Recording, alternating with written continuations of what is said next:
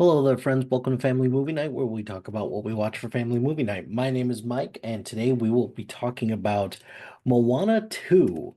Moana 2 just came out. It is the sequel to the beloved animated movie Moana back in 2016. The premise of this movie is after receiving an unexpected call from her wayfinding ancestors, Moana must journey to the far seas of Oceania into dangerous and dangerous in Moana must journey to the far seas of Oceania into dangerous and after receiving an unexpected call after receiving an unexpected call from a wave after receiving an unexpected call from her wayfinding ancestors, Moana must journey to the far seas of Oceania and into dangerous, long-lost waters for an adventure unlike anything she's ever faced. So, it has been 8 years since Moana came out, and it's probably safe to say that Moana is among one of Disney's more successful projects in recent memory. It is consistently something that is referenced as it's it's referenced a lot as one of Disney's strongest animated performers or animated movie performers on Disney Plus.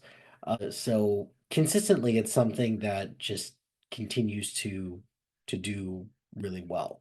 So when I first initially heard that Moana was getting a sequel, I thought it was just going to be the live action remake, which I do think is a little unnecessary considering that it hasn't been out for very long.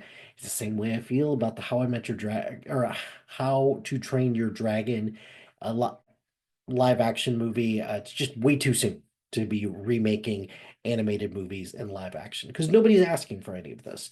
So when they pivoted and said that Moana 2 was going to be a series, I was excited for something that was a little bit on the longer end for Moana that could tell like a more rich story and kind of introduce some new elements to the lore. But then they pivoted one last time to say that, yep, we're going to release the live action version and we're also going to release this movie that's coming out in November of this year, which didn't seem all like a great idea because it just felt like a lot of things were condensed in here and a lot of things were half baked. And the problem initially that I have with Moana 2 is that this is a movie that is just two separate things. It is it's very clear where the moments were that this was a TV show.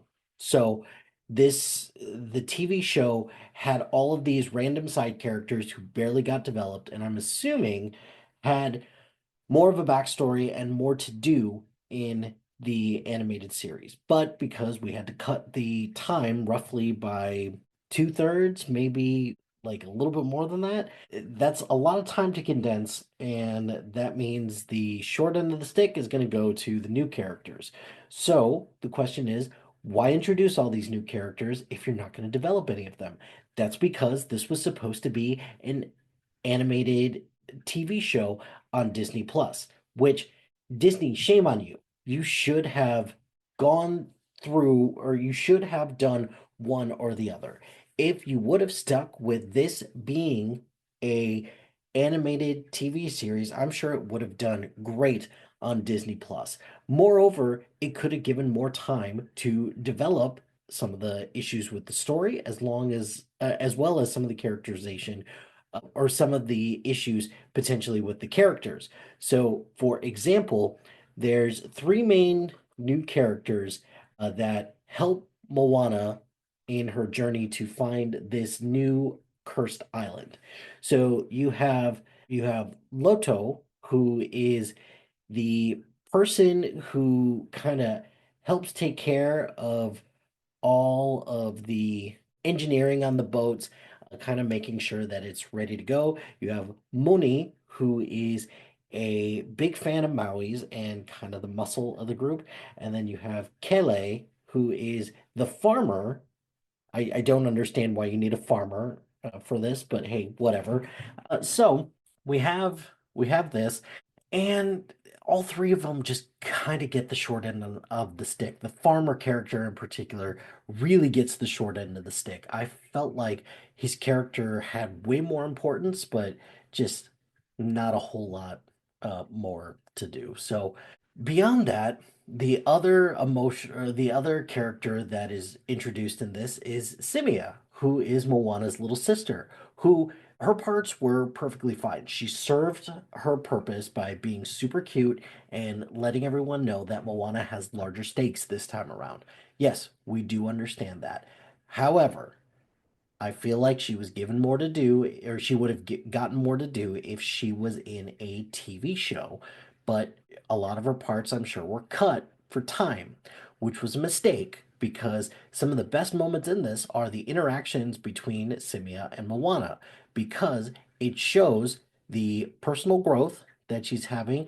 She becomes more entrenched in everything on the island, and the ability for her to come back from these wayfinding expeditions, the stakes get elevated much higher because she has someone to come back to. Now, she has more people depending on her, but the one thing that matters is that she's got her little sister depending on her. So, overall, the characters are underdeveloped. The story isn't great. Well, potentially, does that mean that the music can elevate this? No, the music takes a giant step back from what it was in the original Moana, and that is largely due to the lack of Lin-Manuel Miranda, who didn't come back for this for some strange reason. But this, oops, sorry, the music in this was just a giant step back, and it just felt lifeless. There's nothing memorable about any of these songs, so. That's quite unfortunate. Where I will give the movie credit, though, is that I really bought the relationship between Moana and her entire crew, even if most of those crew members were really underdeveloped. I thought that the mission was interesting, at least, and some of the cool moments in terms of uniting the world and some of these different people, I thought that was really cool. I thought that that had a lot of potential to have a lot of fun stories and characteristics and different things like that. And I do like how they expand a little bit more on the South Pacific culture and different aspects surrounding it besides just like the Maori culture, if that makes sense. So there are, believe it or not, some things that I really did enjoy about this. But the things that I didn't like about this trump a lot of this stuff, unfortunately. Weak characters, kind of a so-so plot, and the music, those are three death nails as far as I'm concerned.